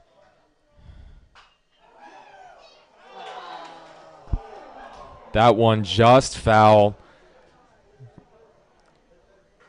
If it was foul, it was inches. It might have caught just the edge of that white. I thought it hit the white line. Hard to tell, of course, from up here. The umpire had a better view of it than we did. I think, like many calls in this game, it could have gone either way. So, could have scored 2 there. But instead, DeFelice will stay in. On deck is a pinch hitter. Coach Kerr will dip into the bench for Evan Stevers to replace Caden Barmer at the bottom of the order. I assume Barmer will re-enter in the field. Stevers has not played center field in quite some time. Ola misses low. Now 3-1 the count. We were always thinking in this game that if the Cardinals could just get Blunt out of the game, they could start to finally do some damage and just keep building a lead. This is their opportunity. DeFelice pokes it out into center, and it gets down. Runners off on contact, so they will both score. Nico's in the second, standing. Cardinals now lead 6-3 as Pilarski and Mileto both come home. 5 runs in the inning for Calvert Hall. An offensive explosion with the new pitcher. That ball was up in the air for quite some time, but it just landed right in front of the center fielder. Christian Oliver now is pinch running for DeFelice. Oliver, the speedy junior, on his first year on varsity, one of the 4 new guys to make the team.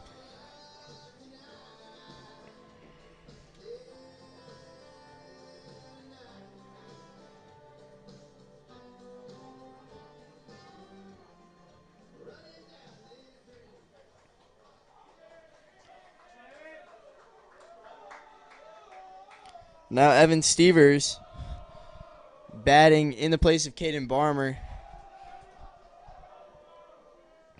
Stevers hit one of the 3-run home runs that in the game against Gonzaga.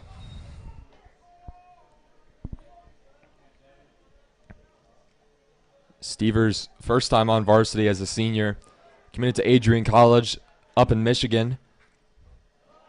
Ola's fastball misses low. Stevers with a chance to add on some more as the offense has finally come alive. Again, 5 runs in the inning. There's a lot of hard contact.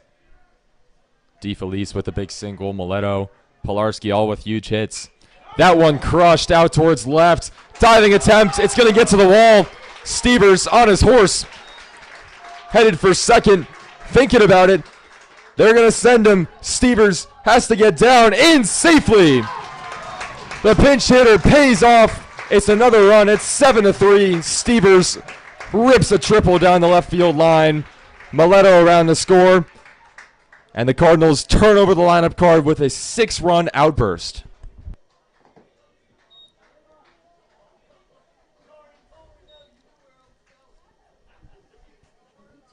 Evan Stevers, once that ball got past, he was thinking 3 all the way, never gave up. He adds an RBI triple, and Caden Barmer is going to take his place from there. I mean, that ball was just absolutely ripped, and Stevers ready to attack. Does so on the first pitch there. Always good to see someone come off the bench and give a spark like that. Stevers in his first regular season game in this Cardinal uniform on the varsity team makes a huge impact. Cardinals now with a 4-run lead, and with how confidently Dolsky came into the game, we'll see if he goes back out for a second inning of work. But for now, the Cardinals with some huge insurance, looking to add on even more with the top of the order in Will Hack.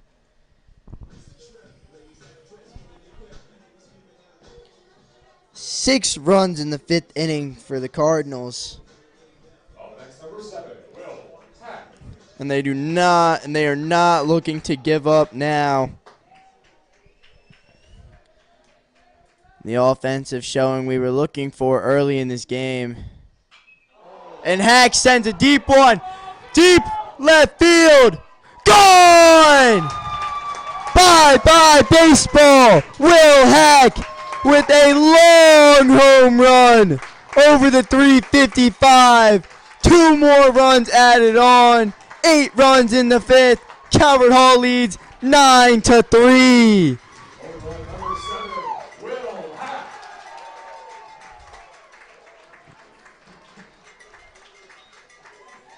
Will Hack with an absolute demolition of that baseball. Travis Pipes, the shortstop now, up to bat, looking to do some damage of his own in this game. And that pitch from Ola is called for a strike. I mean, wow. All fall and all spring, I feel like I've been hearing Will Hack telling me he's tapping into his power. Last year, he put on a lot of muscle, but couldn't get one over the fence. And then the All-Star Weekend, Exposure Sports, he sent one out to help out his team, Private National, take a win. And now here in his first regular season game, just an absolute moonshot, well over the 355 sign. Thank goodness we have that net there. As Pites goes down swinging, it finally ends the inning, but not before 8 come across for Calvert Hall. They now lead comfortably 9-3. Dolsky actually had to go back to the bullpen and get some tosses in because he was getting a little stale in the bullpen. But he'll be back out for a second inning of work. Just an explosion of offense from Calvert Hall. They now sit comfortably in the lead as we go to the 6th. Just 9 more outs in this one, folks. We'll take a break.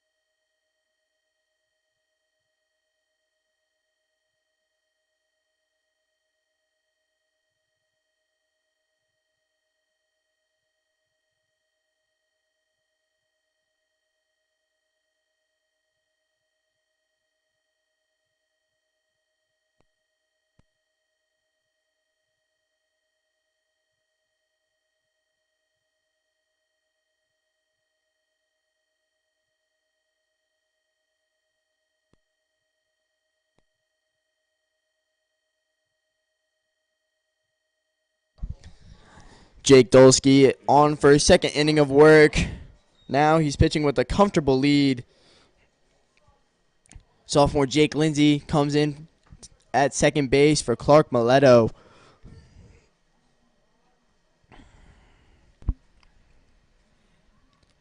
Dolsky's first pitch got the hand of Dixon Monk.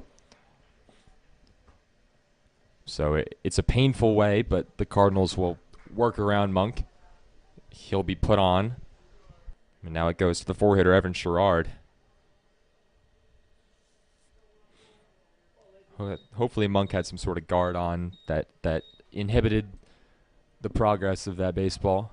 But he will take first. So first pitch of the inning sends a runner on. Dolsky fires home, slider in for a called strike. This is part of the reason why the Cardinals are so highly regarded in the state, ranked in the Perfect Game Mid-Atlantic poll for the first time in years, because this is a team that can just get it going at any point in time. I mean, we saw how stagnant the bats were for 4 innings. It would be the occasional single-double, but a lot of strikeouts, a lot of bad at-bats, a lot of foul balls. But then you see the fifth inning, and maybe it's just seeing the pitcher for the third time through the order, or seeing a new pitcher that's not lighting up the radar gun exactly. It's just so quickly it changes for the Cardinals, and we'll see how they hold up against St. John's on Thursday. LaSalle comes down on Friday for a scrimmage. It'll be interesting to see in this opening week in the non-conference how the Cardinals can hold up, but really, really encouraging stuff there as Dolsky gets a wave and a miss on a slider. 3-pitch strikeout for the first out of the inning. And Coach Schwartz comes in before every game. He starts yelling at the pitchers to throw strikes because they also have one of the best defenses in the whole state. And, I mean, it's not been on full display today. Lots of strikeouts from Ryan and Dolsky, but this defense is elite. This Cardinal team is looking to make a huge run in the MIAA conference and possibly just be regarded as one of the best teams in the state. And they will not stop until they do. I think one of the hardest parts about playing in such a good conference as the Cardinals do, you look at Spalding and John Carroll, Gilman, Curley, MSJ, Loyola, really any team can win on any given day because there's just so much talent spread amongst the other 6 teams. One of the hardest things about it, as Monk is going to swipe second, is focusing on the non-conference. It's just taking everything one game at a time because it's so easy to just look forward to that Spalding series and games under the lights and conference play. But you got to play the games in front of you. And if you want to go, get a championship, it starts with valuable experience that comes in these games. And when you have to battle from being down 3-1 in the early going to putting up 8 runs, it's just taking it one game at a time. And they have another chance to do that on Thursday versus St. John's, a huge, huge game. That's not going to count towards the conference standings, but one that the Cardinals would love to have. Last time we went down to D.C., it was a really solid game. 3-1, I think, was the final. St. John's took that one in 22. But last year, of course, Calvert Hall, St. John's, a great game under the lights, ended with a walk-off in the 8th inning. Grayson Ryan picked up 3 strikeouts to work out of a jam in the top of the 8th before Clark Mileto sent us home in the bottom half. Pitch called for a strike. It's now 3-1. But it's always a great time when those two teams link up, again, for that De La Salle Cup Cardinals currently in possession of. But that hasn't been the talk in the locker room. That hasn't been the talk around the team. It's just been focusing on Riverdale Baptist, especially after what happened yesterday versus Curley, as Jefferson tries to bunt for a hit, but it is poked a little foul, too much spin on it. So now the count goes full. Tomorrow the Cardinals will certainly hit the ground running hard in preparation for St. John's. They'll ramp up those machines as the cadets have 3 or 4 guys that'll ramp it up to 90 and beyond. Tomorrow's the last practice because, after St. John's, you have to pick it right back up Friday night against LaSalle. Glove flip from Lindsay. Beats out the diving Jefferson. A great play from the sophomore, just checked into the game. Now 2 going in the 6th. And just 4 more outs for Riverdale.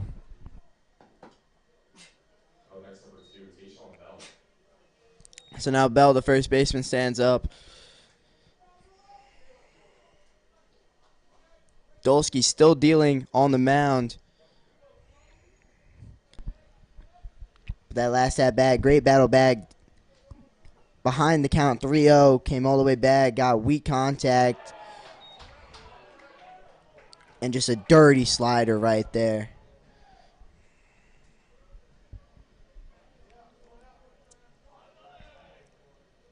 We've seen Riverdale Baptist a lot in this game struggle with the slider. Grayson Ryan and Jake Dolsky, 2 of the Cardinals' best pitchers when it comes to that offering. Fastball is skied out towards the right field corner. It sneaks over the fence and goes foul. Dolsky 1 strike away from working out of the inning.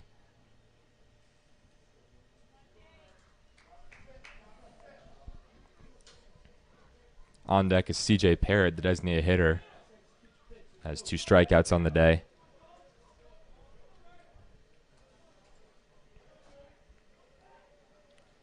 No balls, 2 strikes. Dolsky comes home. Called strike 3. Dropped it right down the middle. Dolsky fired up as he walks off. 2 really solid innings for Dolsky. We'll see if he'll end up closing it out. But for now, 2 innings in the books for Dolsky. Just the 1 hit. 4 strikeouts for him. Cardinals will go to the bottom of the 6th. Leading by 6.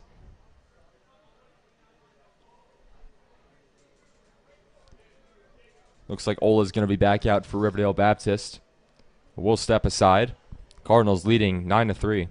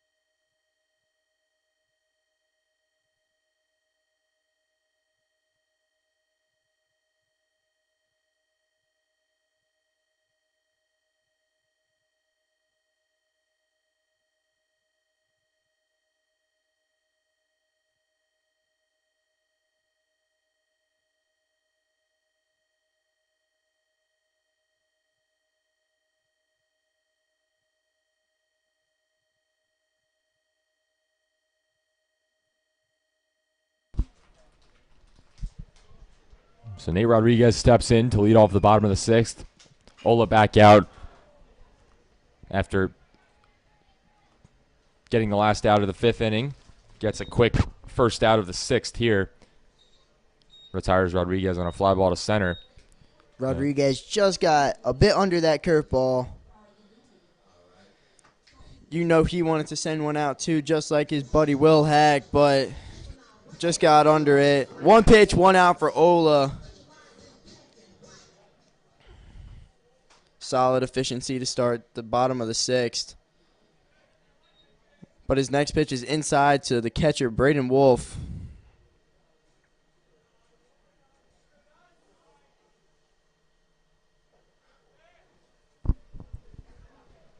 Ola couldn't get the top of the zone with that curveball. Ethan Frank's on deck.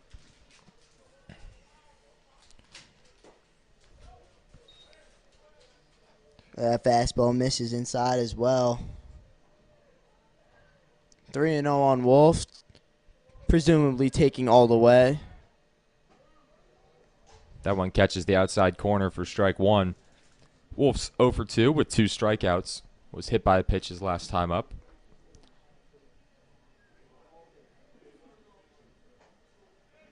That one misses up. So it'll bring up Ethan Frank with a runner on and 1 gone.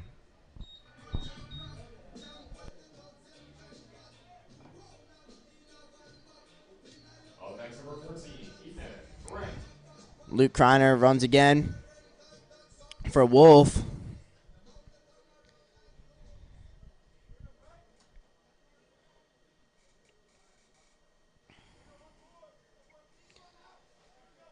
Now it looks like the sophomore Anthony Williams steps onto the on-deck circle to bat for Thomas Pilarski next.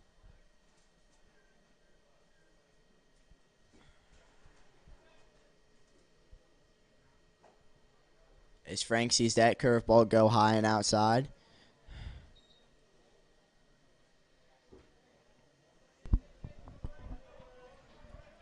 One ball, no strikes. Frank takes high. Kreiner's off and running. It's a good throw from Sherrard, but Kreiner is in safely.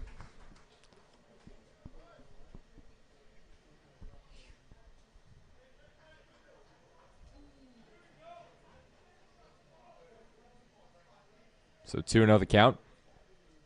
As mentioned, Williams will bat next in place of Pilarski. Swing and a miss.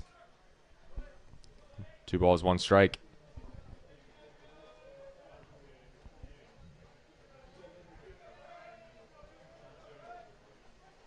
Ola comes set. Now comes home. Strike 2 on Frank. Cuts and misses at another fastball.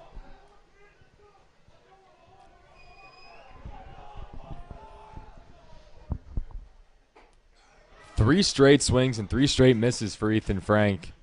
Christian Ola gets a huge strikeout there.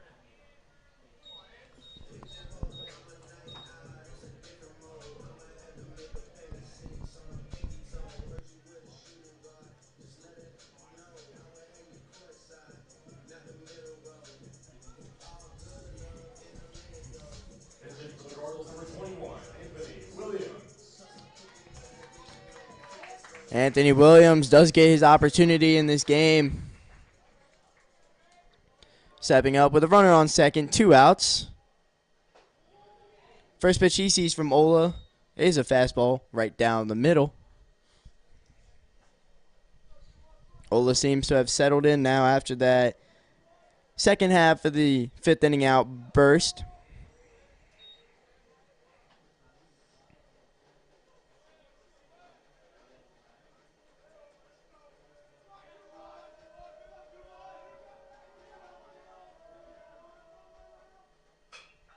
But Williams pops it up on the infield. Play made by Blunt. So that's how the 6th inning comes to a close. 3 outs remaining for Riverdale Baptist. Cardinals up 9-3 as we head to the top of the 7th.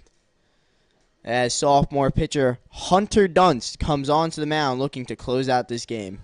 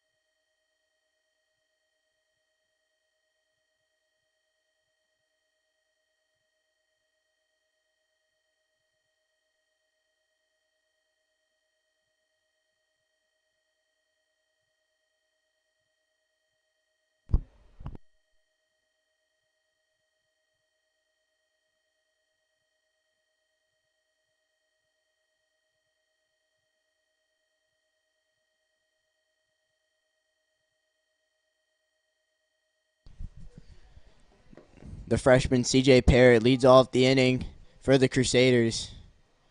As Hunter Dunst's first pitch is a little wild.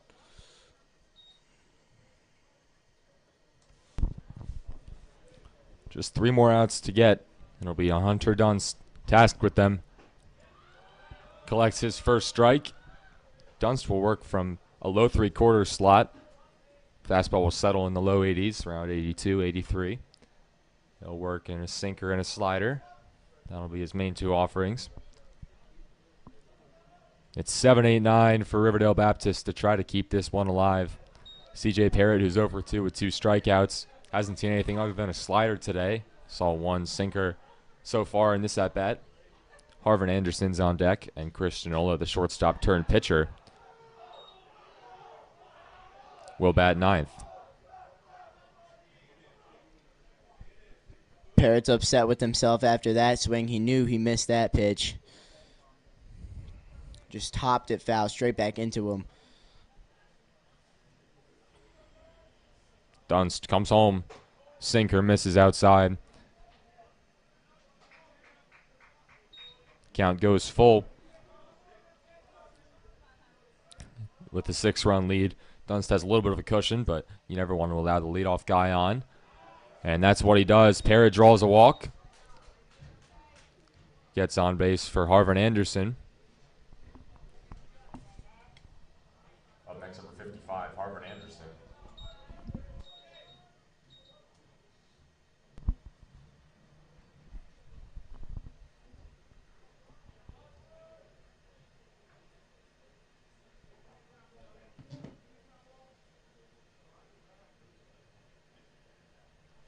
A little over 2 hours so far in this one on a beautiful day in Towson. Started around 4:33. Harvin Anderson is 1 for 2 on the day. Pokes that one down the right field line. Hooks foul.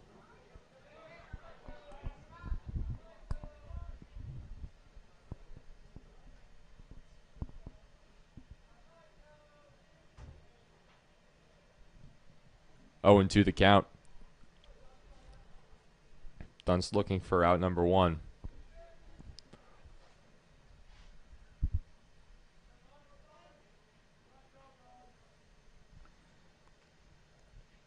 Delivers.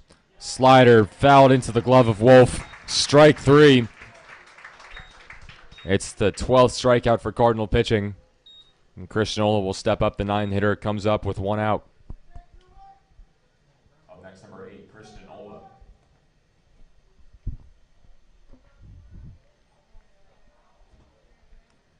Ola, the current pitcher. Parrott's off and running. Ola squares to bunt. The throw down from Wolf is a good one, but off the glove of Pites, and Parrott's in safely. No harm, no foul. Parrott 1-0 had count. a great jump off first base. Even if Pites caught that ball cleanly, he would have been safe.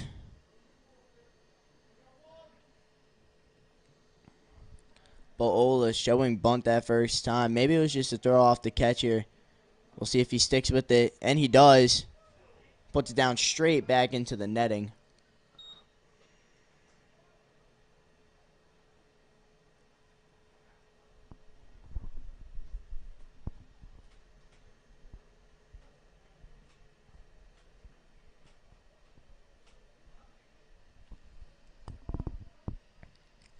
One ball, 1 strike, 1 out for Christian Ola.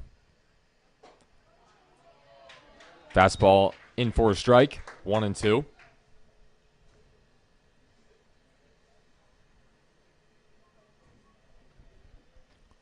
From around the MIAA, Curley took care of Bel Air today, 11-1. Called strike 3. Dunst drops in a slider. Now we're 1 out away.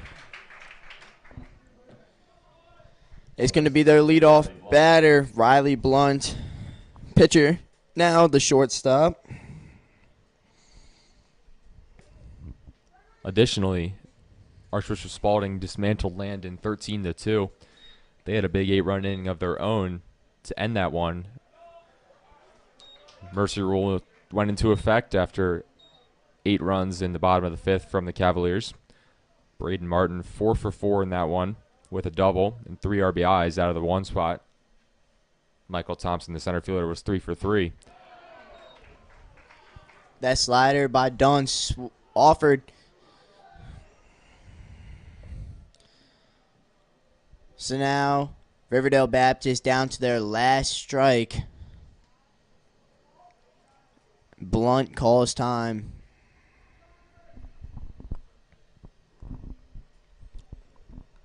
Dunst is ready.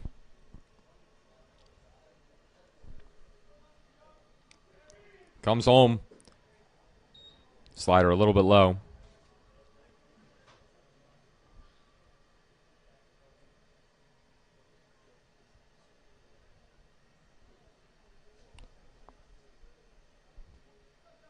One and two. Two outs.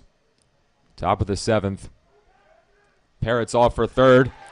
It's not going to matter. Swing and a miss from Riley Blunt, and that's how this one ends. Cardinals use a big fifth inning, scoring 8 in the bottom half of the frame to win this one 9-3. Cardinal pitching had an afternoon, 14 strikeouts over 7 innings. And they were led at the plate by Will Hack, 3 for 4, 2 RBIs on a 2-run home run. That'll do it for us. The Cardinals move to 1-0 in their first time out in the regular season. Up next, it'll be St. John's in a huge matchup this Thursday. That'll be at St. John's starting at 4:15. Back home Friday for a scrimmage versus LaSalle. That'll be at 6 p.m. And Saturday at noon here at Carlo Crispino against McDonough. Any final thoughts, Caleb? The Cardinals really had to come alive for this one. They had to dig deep, but we want to know. I mean, that was a great game, great all-around game, especially that fifth inning. Everyone did their job. The pitchers, Ryan, Dolsky, and Dunce really settled in, shut them down. 14 strikeouts, really hard to do. Great job by all 3 of those guys. But it was really the story of that fifth inning, the 8-run outburst.